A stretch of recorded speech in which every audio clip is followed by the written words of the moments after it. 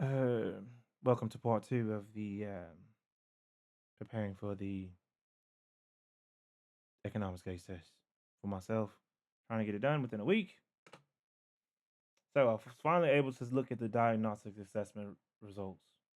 I don't know why I didn't see any instruction for this being separate from where the diagnostic results were. I feel like this literally has been at the end, but found it, and it does give me, I guess, that information they were implying, where I could fill out the other assessment to where it can identify the areas according to the questions on the test that I got right and the ones that probably weren't wrong because it looks like a percentage was added, and that's probably, I think there was two that was wrong, but it looks like they did account for one of them. I am curious, but that one would technically fall under financial literacy, which is um, going to 78. And if there was like an 80, then I'm sure that's maybe like the mastery um, threshold, which is awesome. I mean, this is no prep. This is straight, just me. I feel good that you know I might retain enough information to be able to teach a course on economics. So I'm going to continue uh, today with part two of the microeconomics portion. I did take that assessment. That's where I stopped off, and Um, according to how I feel about the assessment, it went well.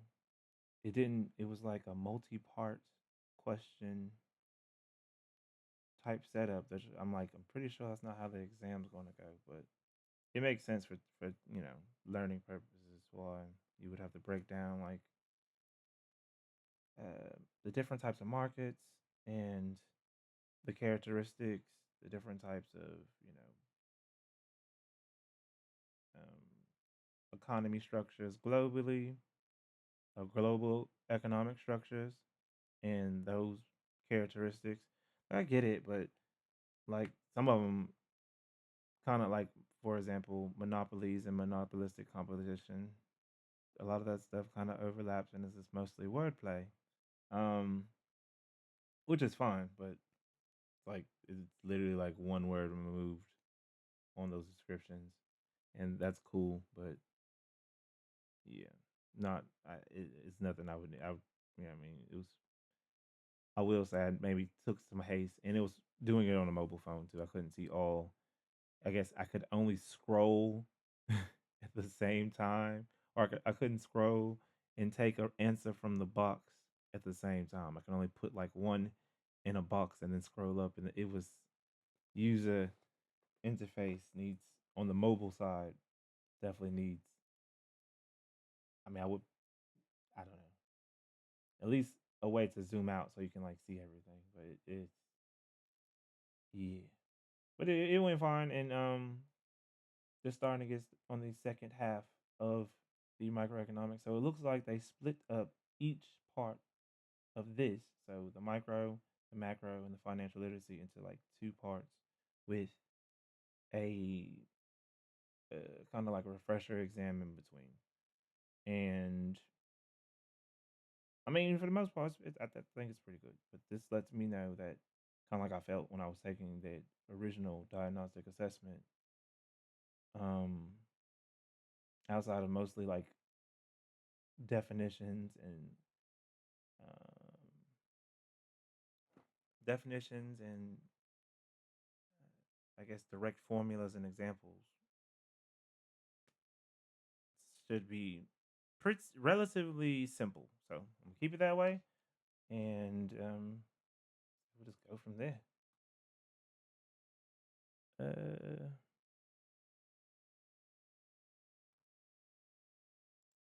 me see.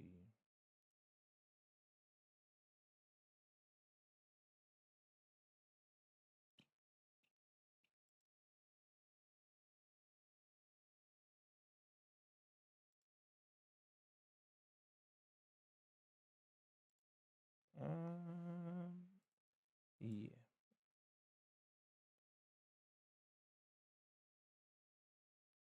like I think I click here, and I don't think it takes me back to where I was. Yeah, it's kind of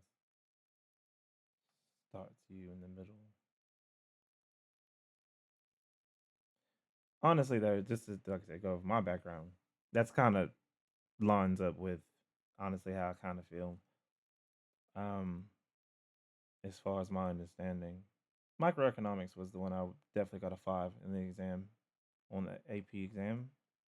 And was able to skip those like basic econ classes in college. Um, but at that time I was trying to be pre med, so it was necessary, but it wasn't. I thought I didn't have to take that many more econ classes until I became an econ major, and then I had to take a bunch. Um, let's see. So yeah, my understanding of microeconomics has always been top tier. That's my I guess my preferred version. Once it gets to macro, which is more global, large scale, other I don't know. It's more of the I guess the smaller things that come into check versus the bigger things, and then the results from them. Like for example, when I studied economic or sorry, public policy, I was in a program in Georgia State for public policy solutions or public policy, the School of Public Policy, which is where there's economic schools under. And essentially, I would define most of those classes I took as more macro because they were based on, like I said, policy and how you can, or essentially how certain programs can be implemented to affect the economy, or how I guess programs that were implemented did affect the economy and have to, get remedies. And it's a little bit more, and I'm not saying I don't understand it, it's just different versus like setting up businesses and looking at like price setting and supply and demand. Like that stuff is just, I don't know. I like micro. I don't mind macro. I just, eh. And then financial literacy is some of the stuff comes hand in hand. Um, finances, post high school, how to purchase things, how to purchase things long term, consumer protections. Some of that stuff I would consider it mostly business law, which is microeconomics as well. So it's like it kind of goes hand in hand in public policies, government division. Um, seeing like that's more macro stuff. But like I said, a lot of the stuff it kind of once you understand those parts of it, and then you put it together and actually see how it applies to real life, like things like insurance or financial security. It all ties. So it's like to me, I understand why this part is added and or I guess special or called out now because I'm definitely wasn't a part of the curriculum when I was in school. We definitely just focused mostly on micro and then somewhat on macro. Probably say like 60 micro, 40 macro, financial literacy 0. I remember asking my instructor uh like about stocks and bonds and stuff like that. Um, debt, credit, stuff that, and he was just like, "Yeah, dude, it's not in there, unfortunately, not at that time, not in 2010, long time ago." So happy it is now is really more important. I feel like they should probably, yeah, I said this before, should definitely add some crypto stuff in there too, because that's just it's a part of all that. It's its whole own economy, and it's kind of important, but it kind of falls in computer science as well. That's why I was like, for me, it blends because it blends both my hobbies and or professions. So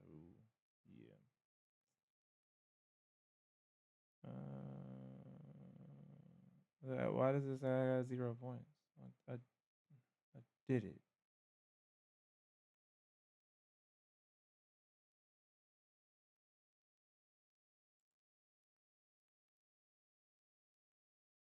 Um. Hmm.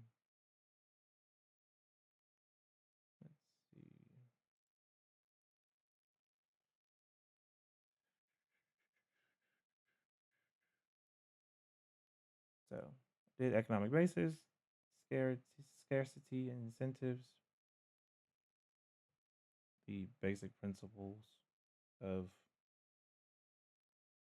how to get things done when resources are limited, different systems, uh, different economies on a global scale, market structures. And this is now the other part, somewhat fun part. Starting with business law, which is a fun course to take in college or not secondary school, but yeah,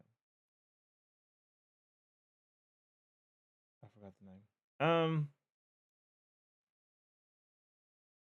But yeah, it's a good class. I think it should probably be an intro class to me too, because it's you learn. I mean, I think in most curriculums it is, because there is a lot in a lot of industry and any of this corporate understanding or basic corporate understanding you kind of get from business law. It's how they see things and like the organization that you work for, how it's constructed. So proprietorship, you know what I mean? That's usually a person who's doing things on their own. All liability. And, oh, yeah, where the liability lies is where business law is important. It makes you understand who's responsible for said business responsible or said business actions. So, yeah. So, proprietorship is usually the person who starts the business, also maintains all reliability, but also maintains, all profitability. Um, yeah. Partnerships are between various means. These are more going over the steps to do it, to which is all public information. If you want to, start a partnership, a sole proprietorship, sole proprietorship, stakeholders, LLCs, or limited liability corporation, the companies, names,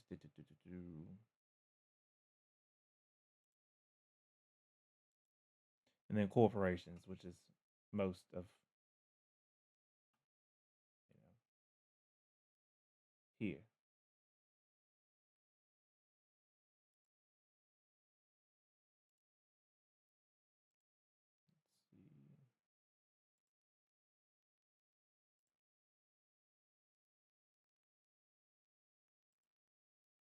All right.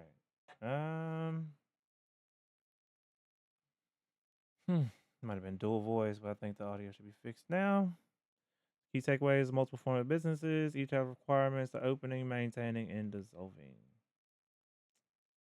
What you gotta understand? Yeah, business law. I think everyone should know it. Business entrepreneurship,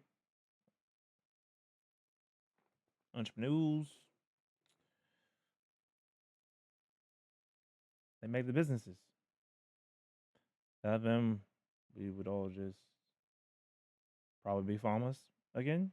So, and even farmers are entrepreneurs. So, but then we go back to that free market idea of everyone trading, cattle for sheep or, and yeah, not everyone's, no. I don't think we're going back to those days. I don't mind being a farmer one day. So I did get a degree in agricultural sciences and applied economics. So I'm like, I got some. I do Harvest Moon. Harvest Moon, one of my favorites. Uh, Stardew Valley, amazing game. Tip top tip. And then of course, the not necessarily like the third child, but I like Rune Factory. It's pretty good too. It comes last, I suppose, but I've played all three, and yeah, farming is awesome. So agriculture, but no. Businesses like YouTube. Yeah. All right. Technological innovation, investment in plants and equipment. Mm-mm-mm-mm. human capital. And I like how this are all examples from today. Apple, blah blah blah. Tesla, doopy doop. Google, stop, flop, flop. Amazon, and then Toyota, which I'm pretty sure is going bankrupt. Well, I know that it's one of the few that's fading, but let's use it.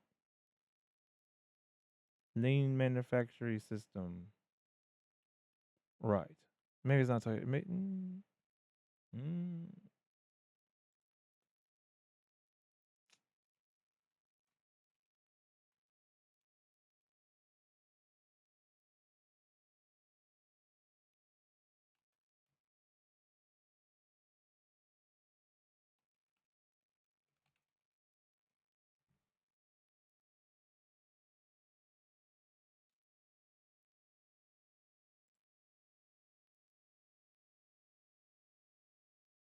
I don't know. I might be confusing it with Honda.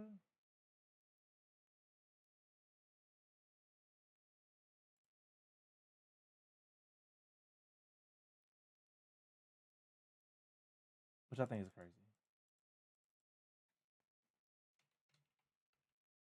When I saw that report, I was like, what is going on?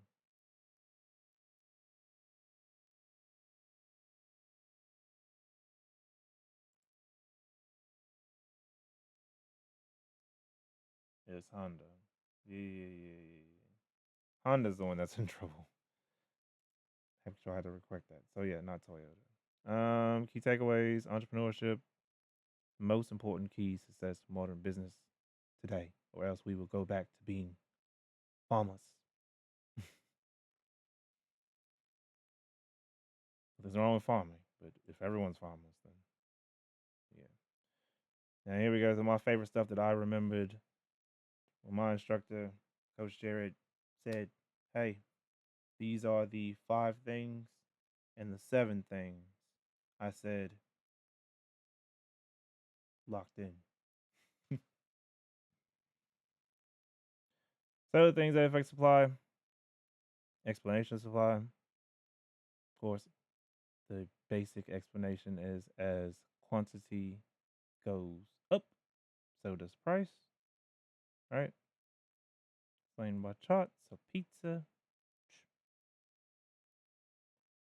There are 5 things that change said supply.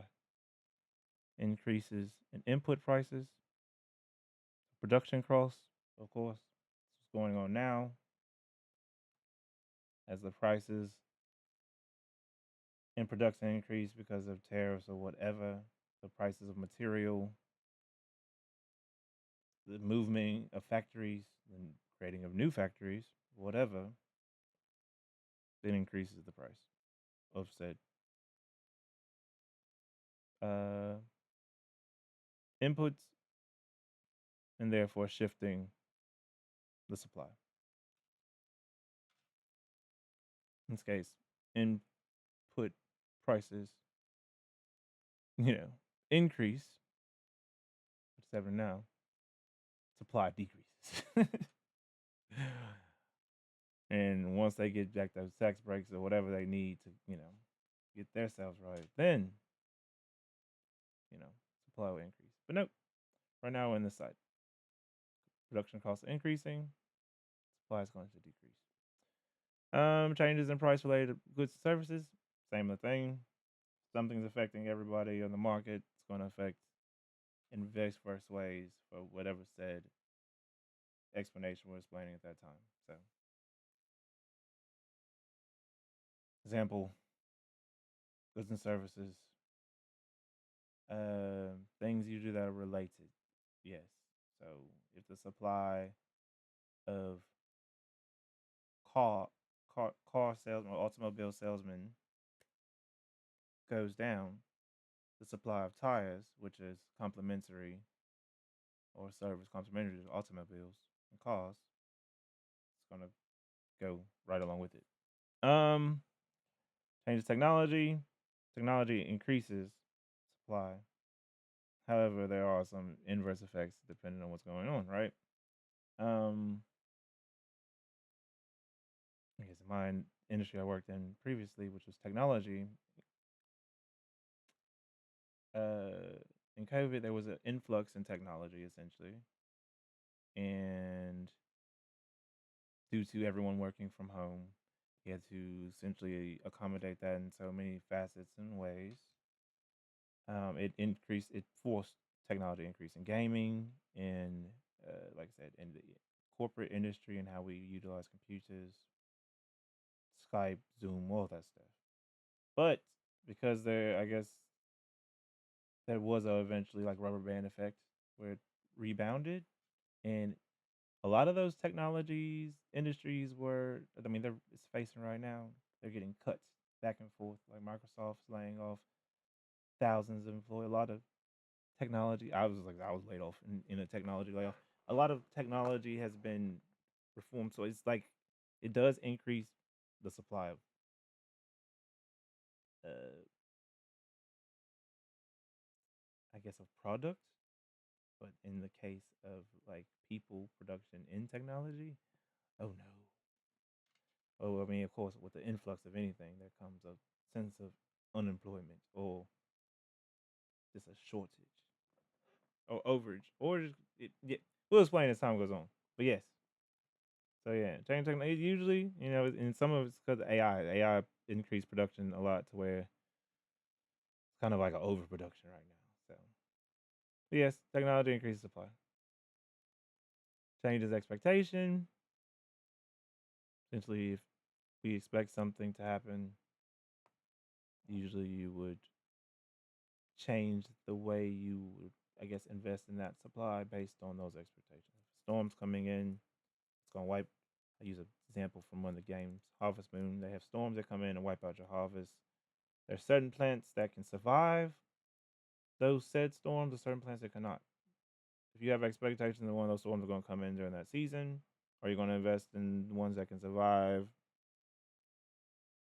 more than the ones that not, and that's kind of the explanation. Like versus if there's a season where that doesn't, none of those storms doesn't happen, you're probably not going to care about which plant you need or which one survives the storm because it's not going to happen. Um, and then changes producers. Because increase in producers, increase supplies, but decrease in producers, same thing. Business, unfortunately, there's a situation where like businesses are going out, so certain things are seeing the effects of it. But certain businesses are booming right now. It's a lot, so up and down. All right, and it's demand. So demand, easy stuff. Like I said, similar, opposite of supply. Demand is easily just summarized as quantity goes down, then price goes up. So the more the merrier. Um, or sorry, as price goes up, quantity goes down. All right. Um, Simulated by the downward curve of pizza, right? Price increasing, or as the price of cup. Said it better the first time. As the price decreases, the quantity increases. All right. Um, and this is where I guess I'm confused because they must have changed. At one point, it was 7, I thought. They must combine these, so now they're the same 5. But whatever. I don't remember the log there, but I can't even remember honestly. Um, Changes in income. So this is more from the consumer standpoint.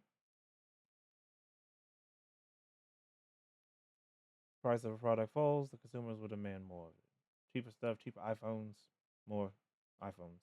Well, but then again, like I said, we get to a point where I don't know. Anyway, changes in income.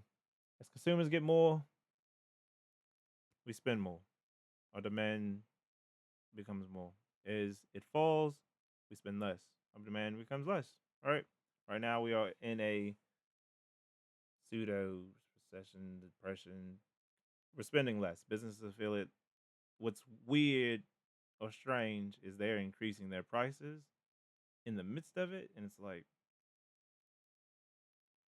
kind of at odds right now. But yeah, we're consumer spending is definitely down. It's affecting Vegas. It's affecting a lot of areas that, like I said, pre-COVID we're doing fine. Post-COVID, that really boom when people first going outside, we're doing great. But now that everyone's kind of normalized, it's like, we're chilling. And tariffs and other things going on are making it more expensive. Where we're gonna be really chilling. Concerts, the whole streaming thing, the streaming's made ticket prices going up. There's been a lot of, I guess, technology that's made pricing go down then up, and now consumers are kind of like phasing out of said industry. So I'm just like, it's pretty complicated.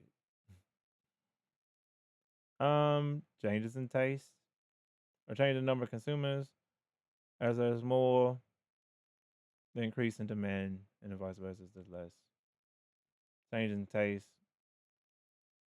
what's in and what's cool at the time. And cater to. I think if everyone's into Apple or iPhones at the time, demand for iPhones increase. If everyone's more into Android, time the demand for iPhones decrease, and the demand for Androids increase. I love those cross charts. Forgot about those changes in prices related goods or services. So similar to the supply one, what's the supply example? Price of a competitor's product or service increase, it can lead to an increase. Except it's more vice versa because they're not necessarily associated. Um, in that case, like I said, higher price products. There's a competitor that offers it a lower, the demand's going to go up. So it's not necessarily. I mean, you just got to understand and assess the situation and what the questions that what they're asking you.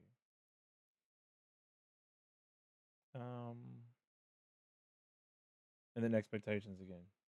Future expectations about a price or income. If you know that there are layoffs happening, you're not going to start spending big, right? If you know that the housing market is in shambles, which it is, you're not going to demand a house at the time. So, yeah. All right. Supply and demand equilibrium is easy. The equilibrium price is where these bad boys meet. Sorry, where QD equals QS, quantity of supply equals the quantity demanded. You make an X, you draw that, boop, boop, boop, and you determine the price. Law of diminishing returns. This to me is something that's like business, but it's also economics. So this necessarily is explaining the process of there is no infinite returns to increased production. And with that diminishing returns on production, you need to essentially find that point, the maximum point where you get, as it says right here, maximum efficiency and outputs. You don't want to, essentially in this example they're using here, adding pounds of fertilizer to, crop to increase the yields. After a certain weight, it doesn't increase the yield anymore. So why would you keep adding it, right? It becomes just pointless at that point. So, same thing. Demand and management strategy. This is maybe a newer concept to me, but let's see.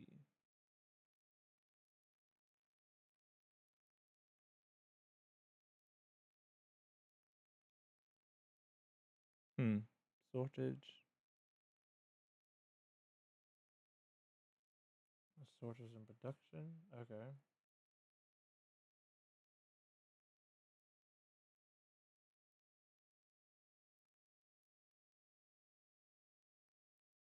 Sharing consistent levels.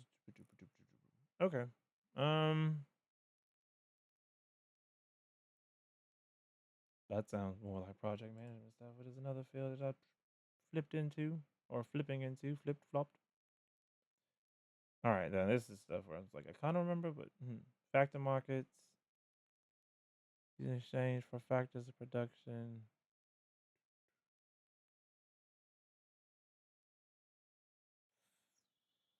Okay, and then factor income, income from factors of production, the resources required to produce goods and services.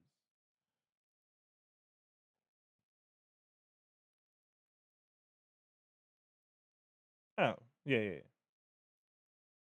yeah. Income off land, rent, income off labor, wages, income, and capital is profit, ownership. Got it.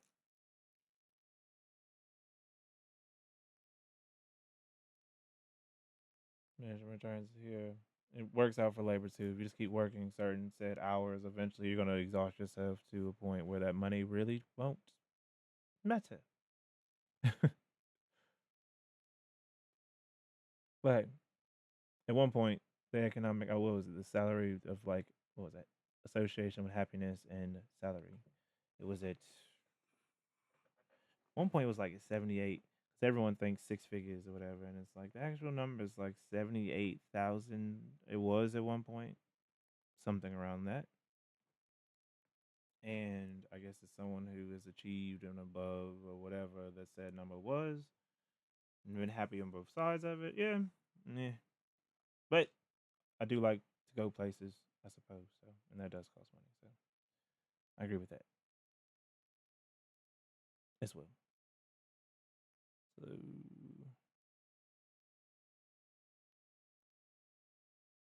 supply demand, copper, automobiles, aluminum.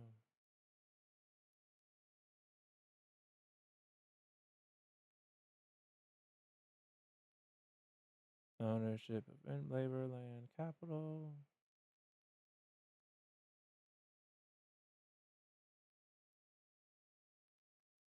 payroll, rent, profits, business.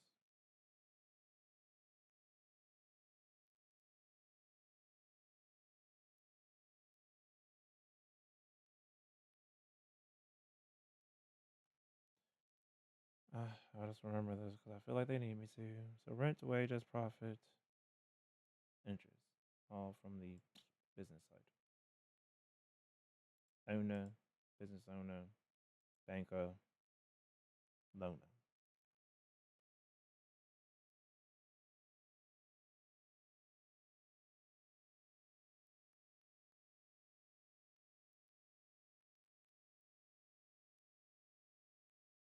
Okay. This help governments determine GDP or GNP.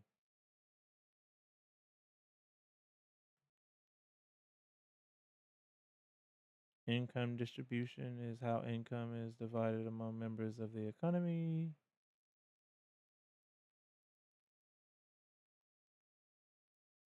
See, this is where we get into the meat and potatoes of stuff that I was saying that I'm like, but here we go. See, I remember a lot of this stuff, but these symbols, ooh, it's gonna help me really lock in. Let's see. Tangible, so explicit versus implicit. Tangible out of cost that firms rent to measure, and these are probably ones that are opportunity costs for like we didn't build over there versus over here, right?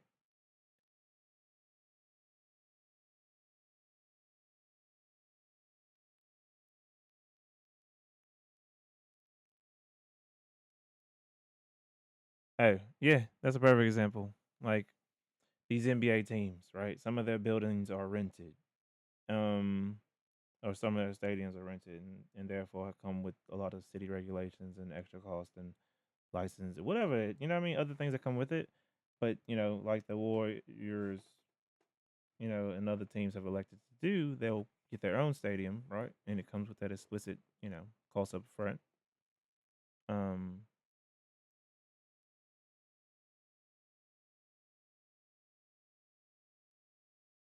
or maybe I'm explaining that wrong. It's gonna come with that cost up front, but the implicit cost is they no longer have to rent out, and like I said, now they could rent out stuff themselves in the future if they wanted to do that.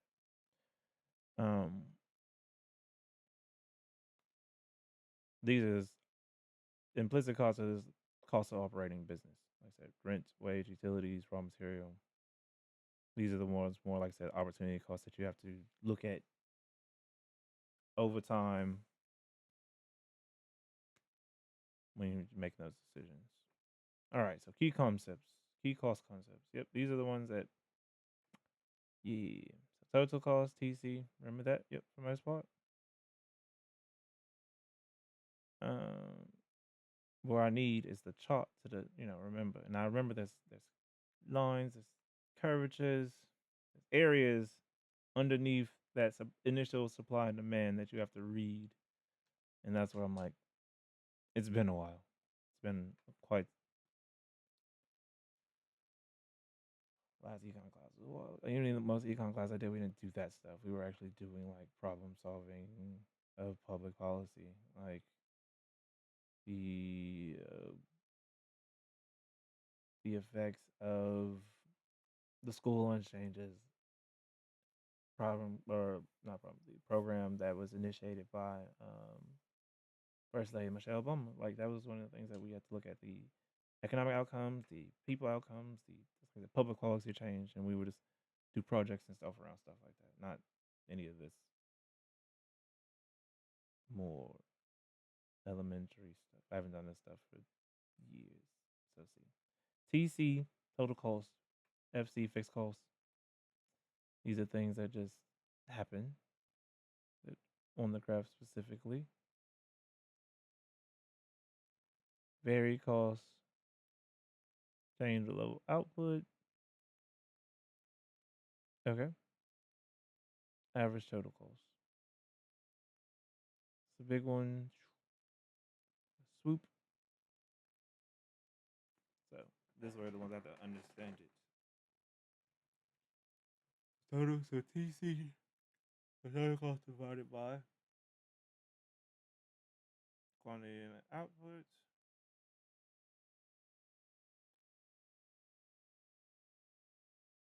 Average fixed cost would be the fixed cost, okay, divided by the same thing.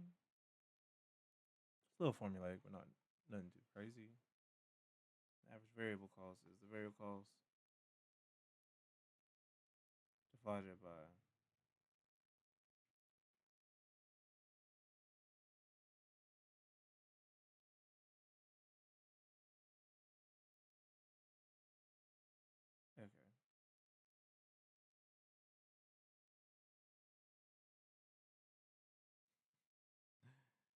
okay. And then the marginal cost, which is the additional cost occurred from producing one more of each unit.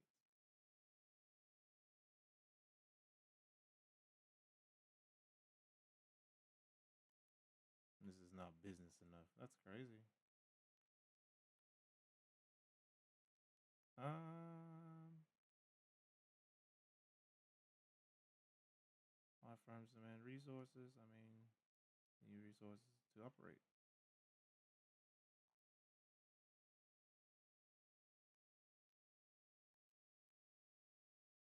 Lord, this thing's messed up. Consumer, product demand. Yes. The restaurant's popping. You need to hire more staff to manage that. Your workers are awesome. More things get done. Everyone feels better.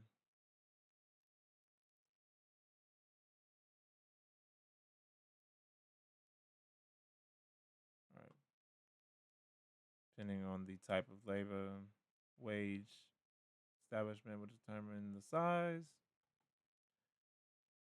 of your force.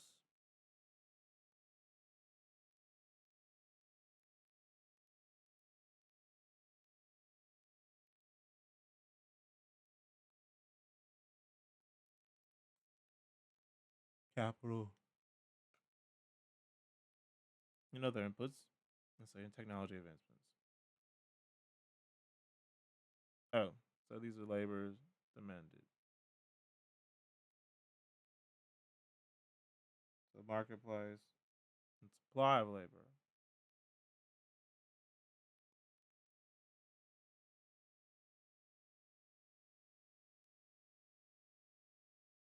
So supply of labor, which is different from productivity, but yep. The demand for labor, so availability of the workforce, the demand for the said work. If everyone's in the industry, like for example, when we were in COVID, everyone was getting their houses renovated. So the demand in labor for contractors and people who renovate houses uh, was increased. But therefore, the market wage was then increased, or the market price of labor supply. Government regulations that can determine, like, if industries become banned, like AI or something like that, people are not going to move into it. OF, any of those things. Um, the YouTube, internet, if any of those things get legal repercussions, it affects it all.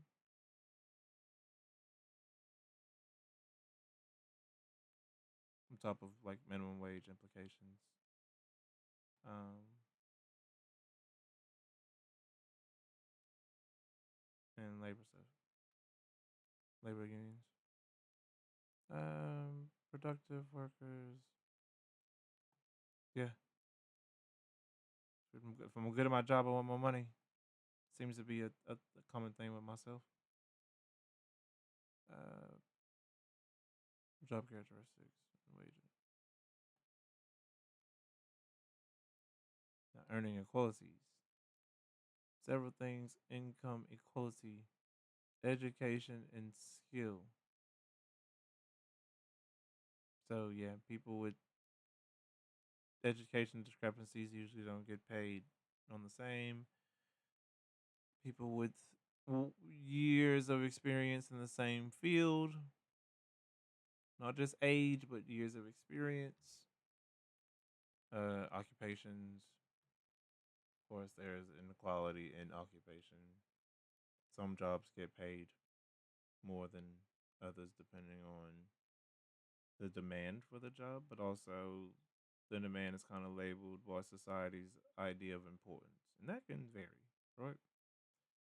Let's just say doctors, lawyers, engineers, but doctors, lawyers, and engineers in every country don't get paid as I mean, there's some industries where they maybe get paid being more as businessmen or something else, but typically, like they said, typically earn high wages. Industry,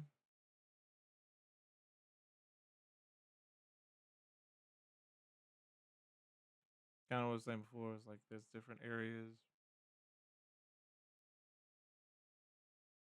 Um, for example, the new industry of like pillow fighting. There's like professional pillow fighting right now. It's an industry. It exists. Is it going to be as profitable as the WWE? No, not. Or even a more new industry like it would be like the newer like the face slap competition.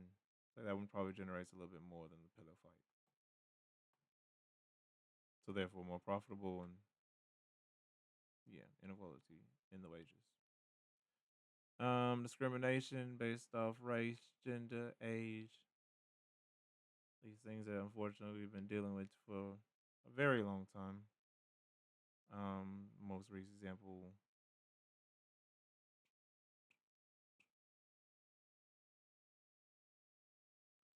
I'm trying to think,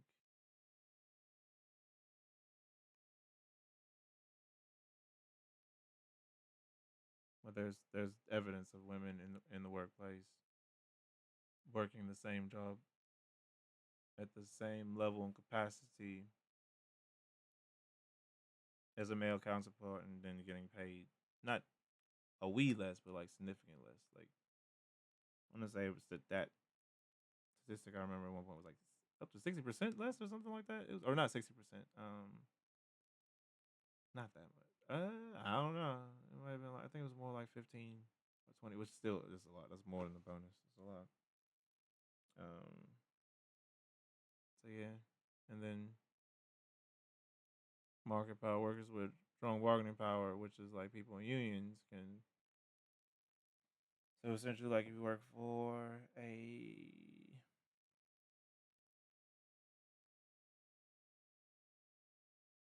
car production manufacturer on the line, and you work, just they usually always have unions, but if you have one with union versus a non-union, non-union ones were probably getting paid, 20, 21 versus 27 with more benefits of them, the ones with unions.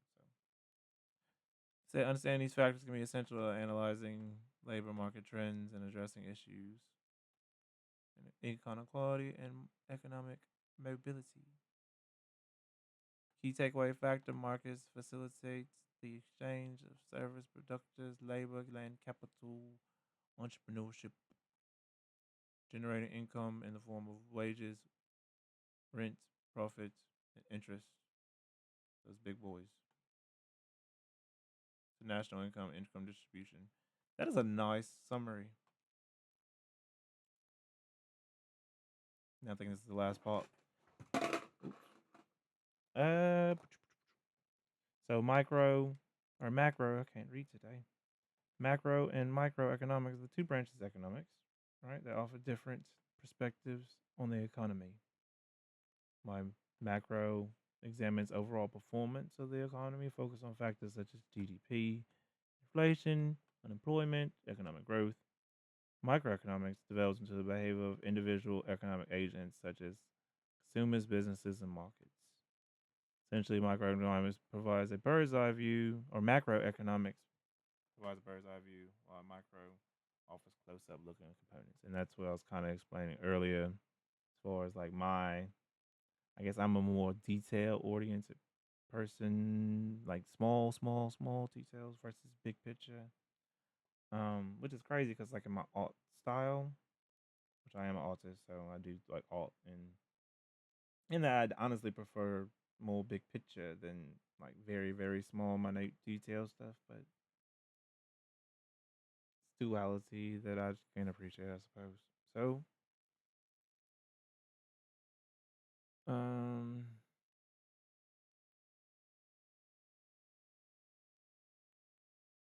bird's eye view versus up close components, micro, macro, in the shell. Mm,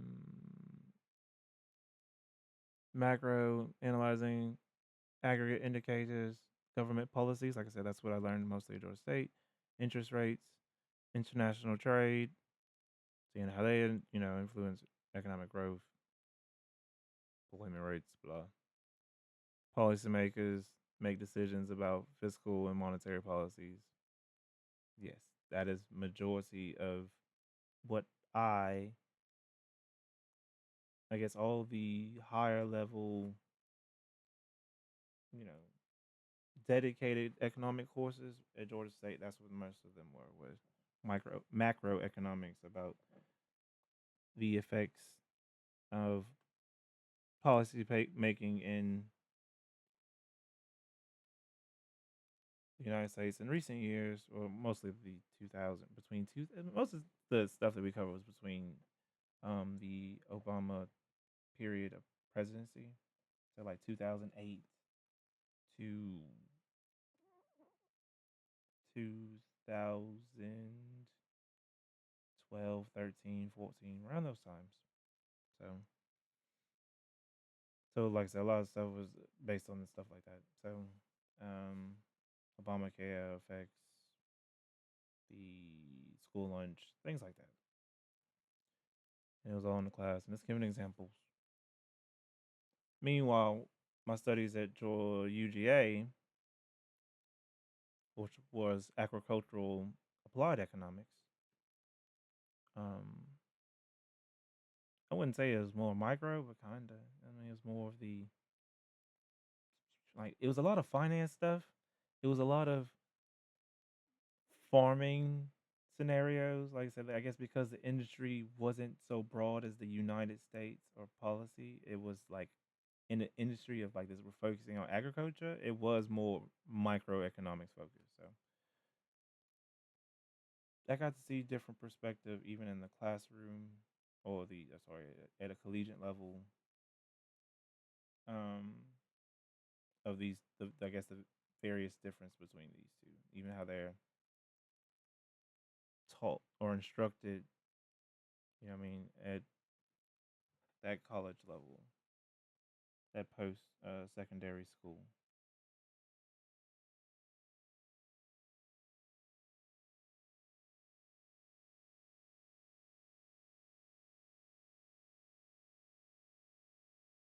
University.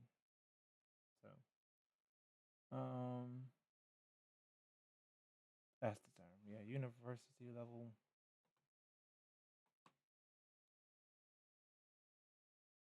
So, secondary teacher can integrate micro or macro and micro into concepts to make it relevant and engaging. Study of local businesses,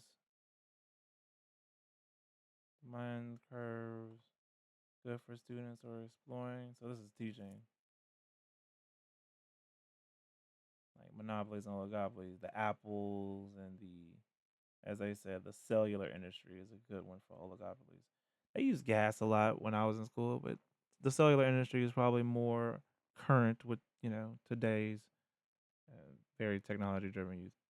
That or I would even stick to stuff like TV manufacturers, yeah, monopolies. I get this, and this is why I kind of feel like I would be cool with this as far as literally this phrase, integrating micro and macro concepts into relevant and engaging examples and ideas of things that are relevant today or in today's relevancy. Small word events like recessions, and this is where I'm like, let's talk about this right now. Recessions, inflations, things that are literally happening, unemployment rates, wazoo, that can change with presidencies or policy changes or apps that are, policy change or, policies that affect applications like TikTok, you know what I mean? Stuff like that. Um,